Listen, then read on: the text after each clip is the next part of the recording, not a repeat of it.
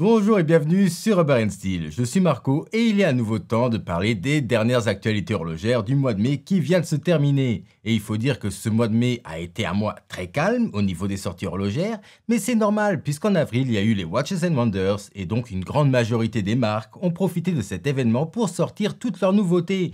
Mais ne quittez pas la vidéo pour autant parce que j'ai quand même de belles pépites à vous présenter et que ce soit du Grand Seiko, de Girard-Perregaux, du Tissot, du Tudor et bien plus encore. Donc ne perdons pas plus de temps et entrons directement au cœur de l'horlogerie.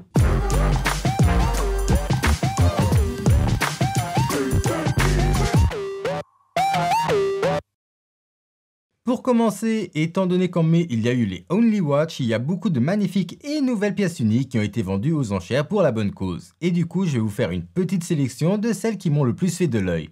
Et de la vingtaine de montres qui ont été vendues lors de cette 10e édition des Only Watch, j'en ai choisi 4. Et la première, c'est la Baltic Experience Only Watch. Baltic Experience est une nouvelle entité de chez Baltic qui se concentre, elle, sur la haute horlogerie et ça c'est cool.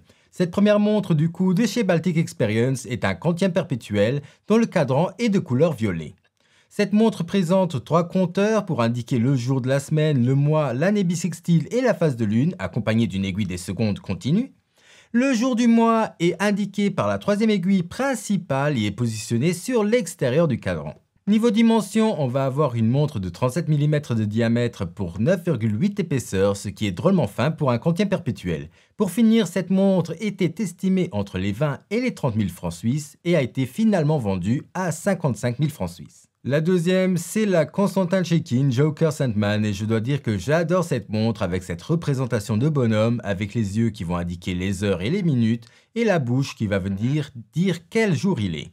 Certes, la marque a déjà plein de variations de ce modèle, mais je la trouve toujours aussi bien exécutée et spéciale et c'est pour ça que je voulais vous en parler aujourd'hui. Cette montre était estimée à 30 000 francs suisses et s'est vendue à 110 000 francs suisses. On passe à une magnifique réservoir qui a été faite en collaboration avec Telos et cette montre est superbe et elle me fait même penser aux montres de chez Jacques & Rose. Cette montre a une heure sautante et une minute rétrograde et à 6 heures on retrouve un tourbillon.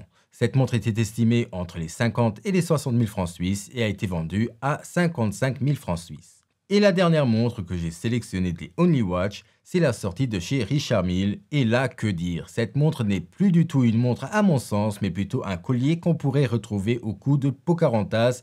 Et pour les plus jeunes d'entre vous qui ne connaissent pas, c'est un collier qu'on pourrait imaginer sur un Indien.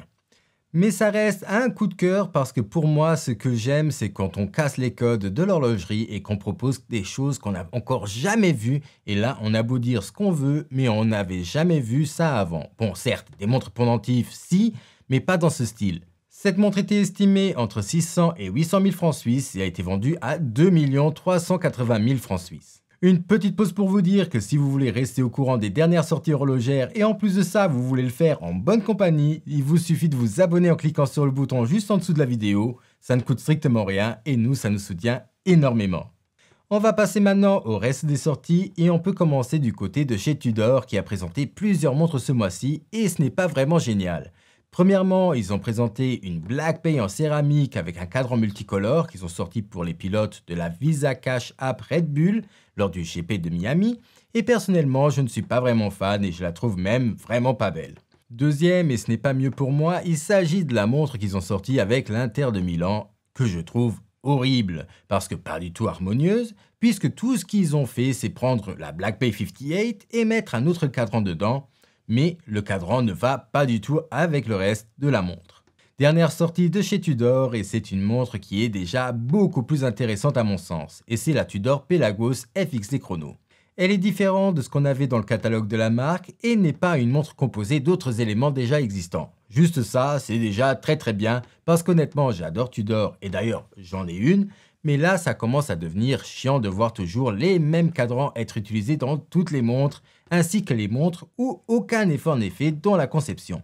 Donc on peut dire que cette nouvelle Pelagos Chrono fait vraiment du bien. Boîtier de 43 mm en carbone, mouvement maison avec une réserve de marche de 70 heures, étanche à 100 mètres de profondeur, ce qui n'est vraiment pas fou alors que l'on la catégorise comme une Pelagos, qui est la gamme de plongée de la marque.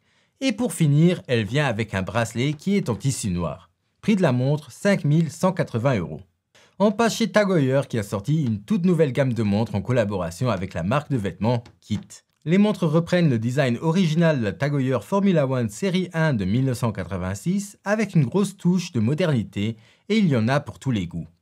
Il y a du vert, du rouge, du jaune, du bleu et j'en passe. Les montres sont soit vendues sur le site de Kit, soit quelques-unes sur le site de TAG. Après, ça reste des montres quartz de 35 mm de diamètre qui sont bien trop chères puisqu'elles coûtent quand même 1500 €. Mais bon, pour les fans de ces deux marques, ça peut quand même être intéressant.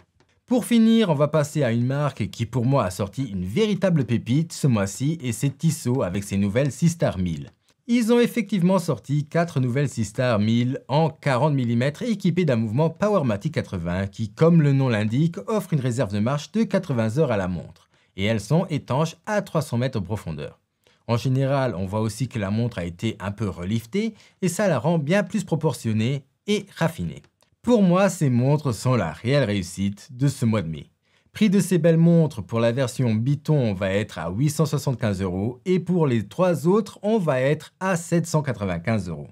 Voilà, ceci conclut cette vidéo, j'espère qu'elle vous a plu, si c'est le cas n'oubliez pas le like et le commentaire et bien sûr abonnez-vous à la chaîne si ce n'est pas encore fait et moi je vous dis à la prochaine pour une nouvelle vidéo. Au revoir.